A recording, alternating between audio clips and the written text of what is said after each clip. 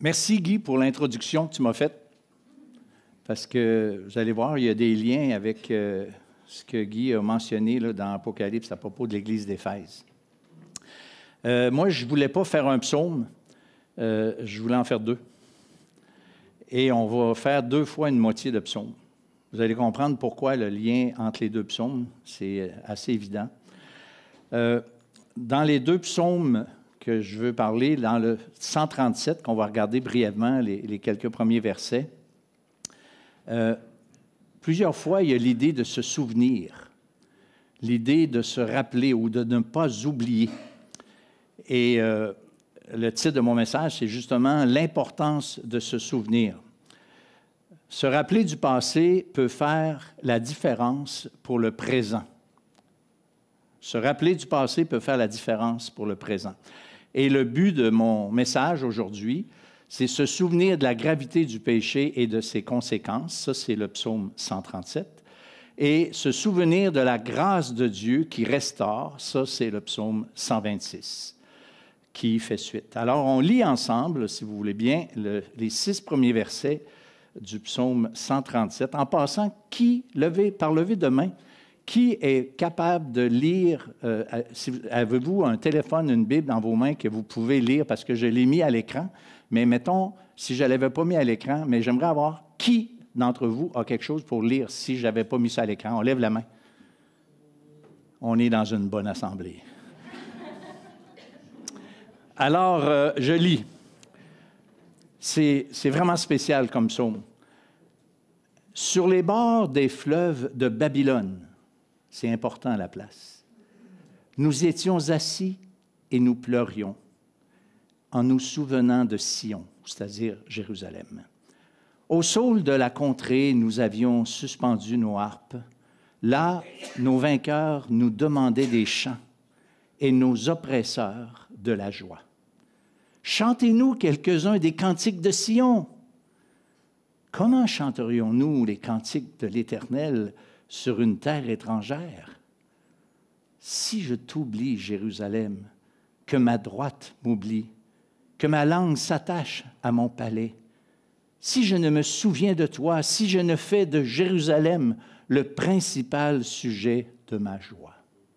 J'aimerais prier à nouveau. Seigneur, on voudrait implorer ta bénédiction sur ta sainte parole. On veut être à l'écoute, on veut entendre ta voix. Et Seigneur, ma prière, c'est que tu puisses vraiment nous parler selon nos besoins, selon, Seigneur, où nous en sommes avec toi. Alors, merci de nous accompagner maintenant. Et je prie ça au nom de Jésus pour ta gloire. Alors, à première vue, c'est un psaume qui semble vraiment triste, n'est-ce pas? C'est un psaume, on pourrait dire, c'est une gang de pas chanceux. Mais en vérité, la réalité, c'est que c'est un peuple où le peuple de Dieu s'était endurci. Et j'aimerais lire à nouveau un autre texte qui va paraître à l'écran dans le dernier livre des Chroniques. C'est ce qui termine même l'Ancien Testament. Merci pour les lumières. C'est ce qui termine même dans la version juive de l'Ancien Testament. C'est le dernier livre de la Bible. Et je lis dans 2 Chroniques 36 et les versets 14 à 16.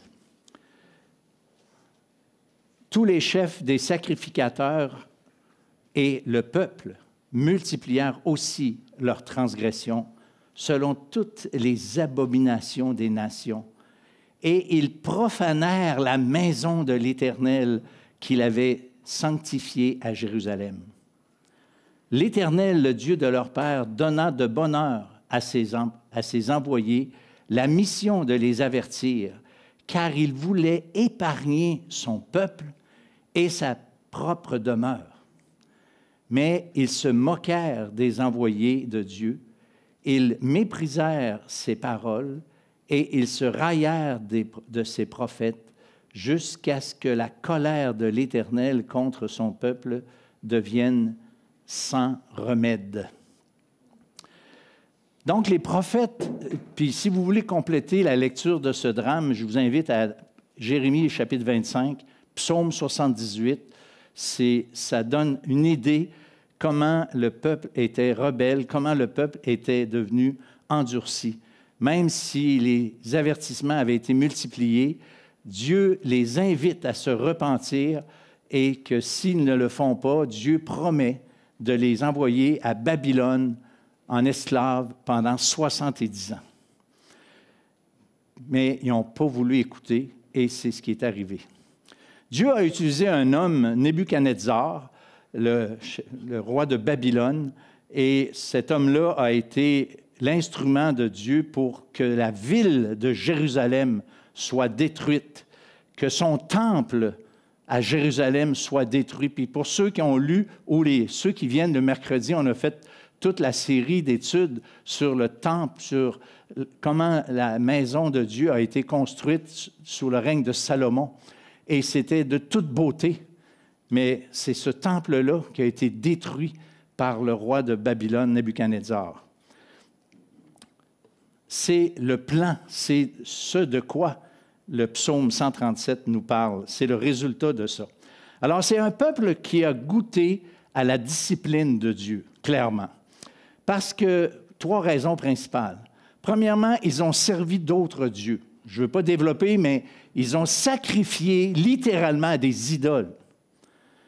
Deuxièmement, parce qu'il y avait plein d'injustices de toutes sortes, et ces injustices-là étaient devenues pratiques courantes parmi le peuple, et c'était toléré. Ça n'allait pas bien, même au niveau de la justice sociale, pratique, à ce moment-là, en Juda, c'est-à-dire la tribu du Sud. Puis parce que, bien sûr, ils ont refusé d'entendre les avertissements, et c'est pour cette raison-là que Israël, le peuple d'Israël du Sud, là, quand je parle d'Israël dans mon message aujourd'hui, je vais toujours parler de Juda, la tribu de Juda qui était au Sud, la dernière qui ont goûté à la discipline de Dieu. C'est un peuple aussi qui a été privé à cause de ça de communion.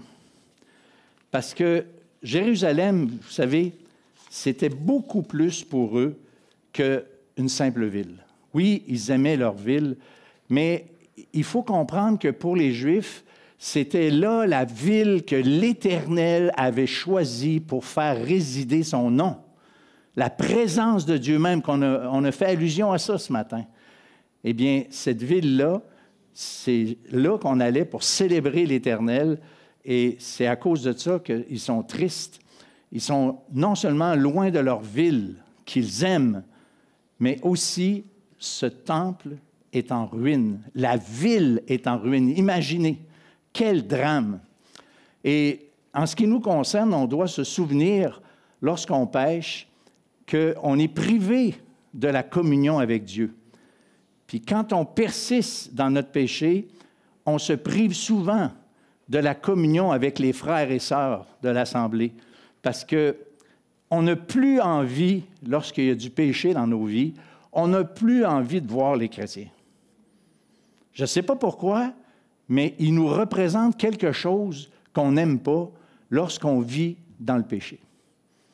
Et c'est pour ça qu'il y en a des fois qui ne veulent plus venir à l'Église, parce qu'il y a un problème personnel. Je ne dis pas que c'est toujours le cas, mais c'est vraiment quelque chose qui existe. Alors, on s'expose même, dans ce cas-là, à la discipline du Seigneur, et c'est ce que les Juifs de ce psaume ont vécu et qui ont cruellement expérimenté. Pour nous, les chrétiens, ce n'est pas à Jérusalem, c'est l'Église locale qui devrait être précieuse à nos yeux. Je crois ça de tout mon cœur. On va y revenir. On va voir maintenant le résultat d'être privé de cette communion avec Dieu. Ça fait un peuple terriblement triste, au verset 1. Leur chagrin est tel qu'ils pleurent littéralement. Puis, chez les Juifs, pleurer, souvent, ça se fait bruyamment. Ça se fait extérieurement.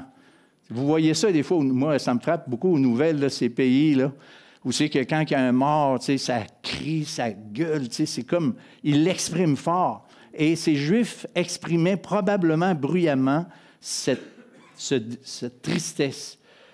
Ils sont incapables. Ils sont incapables de chanter dans un contexte comme ça. Ils sont incapables de chanter les cantiques de Sion parce que souvent, beaucoup de chants juifs, c'était des chants joyeux. On a chanté ce matin le psaume 100. Vous ne chantez pas le psaume 100 si vous venez d'apprendre que votre femme est morte.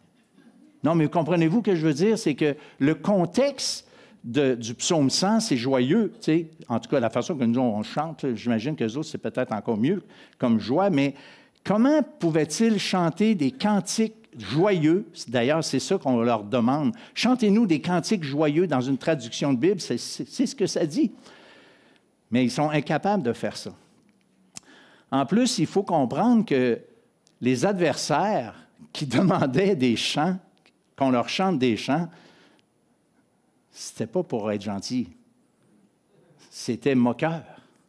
On voulait montrer, ah ouais, chante-nous la gloire de Jérusalem. Eh oui, c'est complètement détruite, Jérusalem. Chante-nous la gloire de votre temple. Ah oui, mais il n'y a plus de temple. Il est démoli au complet. Alors, comprenez-vous comment c'était méchant de leur part, puis comment ils étaient incapables de chanter la gloire de Sion lorsqu'elle était dévastée. Quand on est loin de Dieu et volontairement loin du peuple, on ne peut pas avoir une joie réelle. C'est impossible. Même ceux qui se sont privés parfois de cette présence avec l'Église locale vont nous dire « Je suis bien heureux, ça va bien mon affaire ».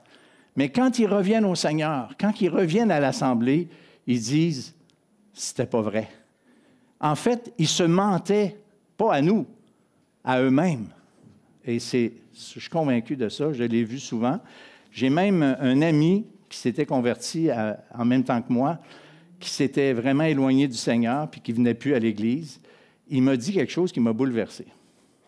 Il m'a dit, François, un chrétien loin du Seigneur, ça ne peut pas être heureux. C'est lui qui l'a dit, ce n'est pas moi qui l'ai dit. Puis il y a une autre réalité aussi des exilés, c'est qu'ils ne veulent pas oublier, par exemple. Ils sont loin, mais ils ne veulent pas oublier. Ils ne veulent pas oublier la joie qu'ils avaient en présence de Dieu lorsqu'ils étaient avec leurs frères. C'est un peu le même sentiment qu'expriment les fils de Corée dans le psaume 42. Oui, il va être à l'écran. Dans le psaume 42, ça dit « Je me rappelle avec effusion de cœur ». Je ne sais pas, j'ose traduire dans mes propres mots, avec le cœur gros, avec le moton dans la gorge, avec des boules dans l'estomac. Tu sais, il dit avec effusion de cœur. Il dit quand je marchais entouré de la foule, que je m'avançais à sa tête vers la maison de Dieu, au milieu des cris de joie et des actions de grâce d'une multitude en fête. Tu sais, ça a-tu l'air joyeux, ça? Mais il se rappelait un peu de cette pensée-là. Ils veulent tellement pas oublier qu'ils font des imprécations contre eux-mêmes. Vous savez, c'est quoi des imprécations? C'est d'appeler une malédiction de Dieu sur nous si on ne fait pas ça ou si on ne dit pas ça. Alors, eux autres, ils disent, si je t'oublie, Jérusalem, que ma droite m'oublie, que ma langue s'attache à mon palais, si je ne me souviens de toi, si je ne fais de Jérusalem le principal sujet de ma joie. Et il faut comprendre que la main droite, c'est ce qui servait à pincer la corde de leur harpe.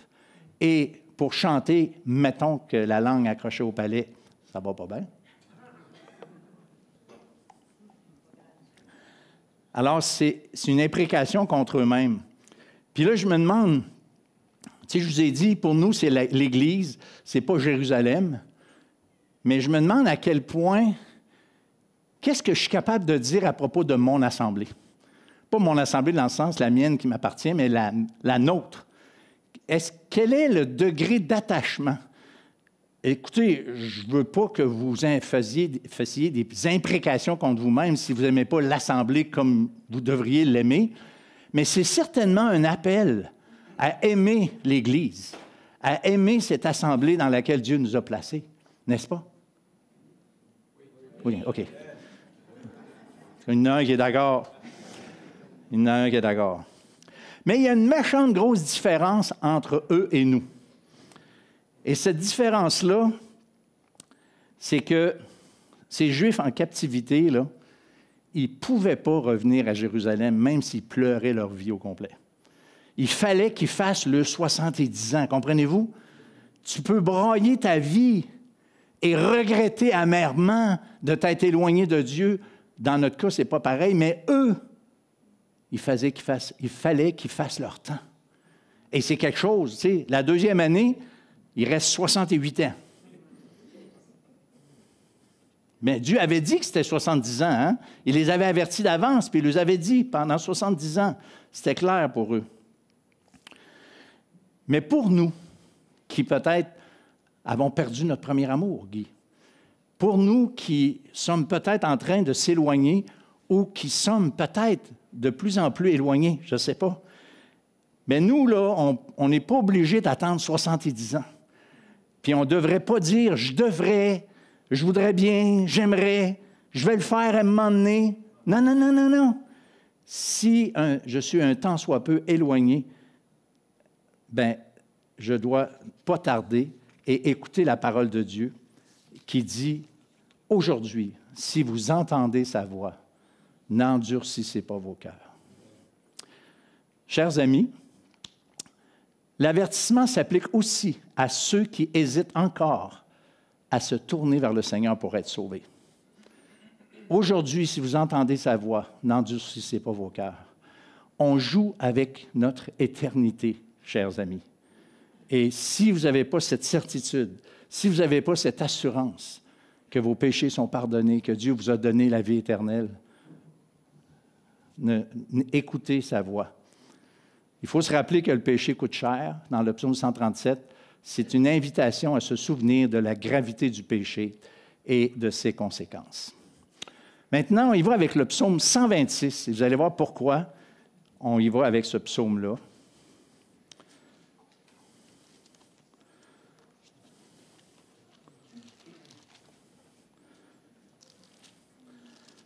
Le psaume 126, on lit juste les 3 premiers versets. Ça dit ceci, « Cantique des degrés. Quand l'Éternel ramena les captifs de Sion. » Ça, c'est un moment génial. « Nous étions comme ceux qui font un rêve. Alors notre bouche était remplie de cris de joie et notre langue, pas attachée à nos palais, de chants d'allégresse. Alors on disait parmi les nations, « L'Éternel a fait pour eux de grandes choses. L'Éternel a fait pour nous de grandes choses. Nous sommes dans la joie. » Alors, après la détresse du psaume 137, cette détresse-là est maintenant changée en joie parce que les Babyloniens ont été vaincus par les Perses et un dénommé Cyrus, roi de Perse, a donné le OK à ceux qui étaient à Babylone de rentrer en Israël pour retourner dans leur ville. Alors, la joie du retour, c'était trop beau pour être vrai. C'est comme un rêve. Ça vous est arrivé des fois de rêver des affaires, puis vous vous levez le matin. C'est pas vrai. Tu sais, un beau rêve, moi, ça m'est arrivé. Là. Je pourrais vous en compter un, là. Hey, j'étais-tu déçu, toi? Je pensais, tu sais, j'avais quelque chose que je rêvais depuis des années. Puis là, j'avais vraiment pensé que je l'avais pour de vrai. Tu sais, un rêve, là, le matin, là, puis là, c'est pas vrai. Mais eux autres, là, c'était vrai. C'était merveilleux. C'était comme un rêve, mais ce n'était pas un rêve. Il y avait les cris de joie, il y avait les chants. Permettez-moi une application ici. On va à la prochaine, s'il te plaît. Comme ces captifs, quand ils ont été libérés, ceux qui viennent au Seigneur ou qui reviennent à lui expérimentent une joie formidable. Amen. Et rappelons-nous la grâce de Dieu qui restaure des vies de ceux et celles qui viennent ou qui reviennent à lui. Et dans ce texte, la gloire, et c'est important, la gloire est attribuée à Dieu. Les nations d'alentour ont reconnu que c'est l'Éternel qui est intervenu en faveur de son peuple. C'est tout à la gloire de Dieu lorsqu'un chrétien se repent et remet sa vie en ordre, et lorsque les gens du dehors voient et regardent et constatent. Ils peuvent donner gloire à Dieu. Ça leur donne l'occasion de donner gloire à Dieu.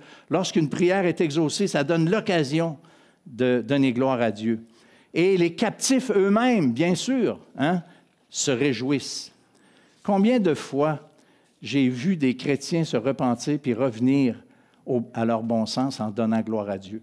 Et moi, j'aimerais remercier le Seigneur. J'aimerais me souvenir, moi, de toutes les fois où Dieu me recadrait, où toutes les fois Dieu est intervenu, des fois avec une douce voix. François.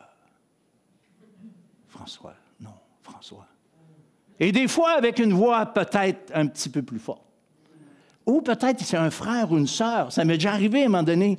Il y a une sœur qui m'avait averti d'un danger et j'ai reconnu que l'avertissement venait direct de Dieu parce que je savais qu'elle avait raison. Puis c'est comme elle avait vu dans mon cœur. Ça m'a un peu énervé. Mais honnêtement, ça m'a béni parce que j'ai entendu la voix de Dieu qui tonnait à travers cette gentille voix d'une sœur qui m'aimait et qui voulait me protéger. Il veut puis il peut le faire pour chacun d'entre nous, c'est clair. Alors je conclus. Dans ces deux psaumes, on voit la gravité du péché puis des conséquences terribles qui peuvent suivre. Et puis aussi, on voit le souvenir de la grâce de Dieu qui restaure. J'ai mentionné en introduction que ce souvenir du passé peut faire la différence pour notre présent. Mais on peut se souvenir de nos propres fautes et se servir aussi d'exemples que nous retrouvons dans la Bible. Dans 1 Corinthiens 10, par exemple, pour nous donner la crainte de Dieu. Or, ces choses sont arrivées. Ceux qui connaissent leur Bible vont dire, ça ne parle pas de ça, François. Je suis bien d'accord, mais c'est quand même un principe biblique. Or, ces choses sont arrivées pour nous servir d'exemple, afin que nous n'ayons pas de mauvais désirs comme ils en ont eu. J'ai fait exprès. J'ai jamais de mauvais désirs. Jamais d'idées croches. Vous êtes tous comme moi, n'est-ce pas? Oui, frère. Non, mais sérieux, quand je vois les conséquences du péché, je veux par-dessus tout que vous vous souveniez de la grâce de Dieu qui pardonne. Et là, je vais vous dire quelque chose d'important. Quand vous regardez en arrière, puis vous voyez dans votre vie des coches mal taillées, des erreurs, pour ne pas dire des péchés, des mauvaises décisions qu'on a prises. Et puis là, vous regardez ça, puis vous faites une dépression. C'est dur de penser, arc, si j'ai fait ça, ça n'a pas de bon sens. Puis vous êtes tellement pas fiers. Est-ce que ça vous est déjà arrivé, quelqu'un? Dites pas quoi, là, mais c'est vrai, hein? OK. Alors là, vous avez un choix. Ce choix-là est le suivant. Ou bien vous regardez votre péché et vous cultivez vos sentiments de culpabilité, ou bien vous regardez votre péché et vous contemplez la grâce de Dieu qui vous a pardonné. Ça serait-tu une bonne idée? Ça peut-tu changer quelque chose dans notre vie? Bon, ben voilà. Alors, je vous suggère maintenant de prendre un petit moment de réflexion en silence pour penser à des choses qui pourraient vous cultiver votre culpabilité, des choses précises, et faire le choix de constater à travers ça la grâce qui restaure, la grâce qui pardonne.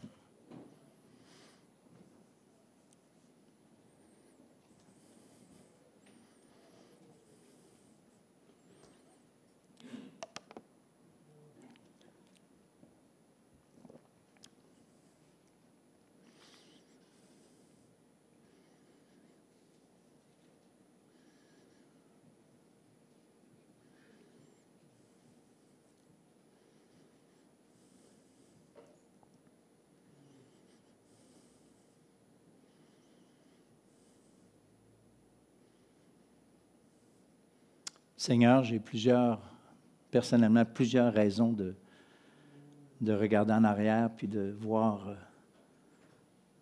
ma folie, mes folies, mes péchés, mes égarements. Il y en a quand même beaucoup. Peut-être que les autres autour de moi n'ont rien vu, mais toi, tu l'as vu. Moi, je l'ai vu. Et je veux, ce matin, regarder toutes ces bêtises en me focusant non sur la gravité de ma faute, ce qui est loin d'être faux, que les conséquences peut-être que j'ai subies dans ma vie à cause de ça. Seigneur, je les prends comme venant de toi, sans autre explication. Mais Seigneur, je veux regarder tout ça ce matin comme des monuments de ta grâce, comme des éléments qui finissent par être positifs dans le sens que tu peux utiliser même mon péché pour me faire montrer des choses, enseigner. Alors, j'ai besoin de ton aide parce que c'est pas évident pour moi, puis c'est pas évident, je pense, pour mes frères et sœurs de jouir de cette grâce, de focusser sur ce pardon que nous avons eu et ultimement constater le sacrifice du Seigneur Jésus qui, lui, a subi les conséquences. Ce jugement qui est tombé sur lui, c'est ça qu'on méritait tous. Et c'est à cause de lui ce matin qu'on peut pleinement être pardonné.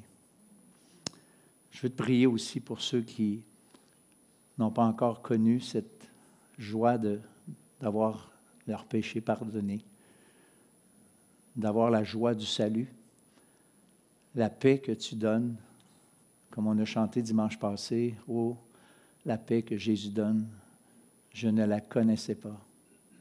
Tout sur mon chemin rayonne depuis qu'il conduit mes pas. » Alors Seigneur, touche les cœurs ce matin avec l'Évangile pour ceux qui en ont besoin et encourage-nous, peuple de Dieu, à voir et considérer toujours la grâce immense qui nous a été donnée en Jésus. Et c'est en son nom qu'ensemble ce matin, on se remet entre tes mains. Amen.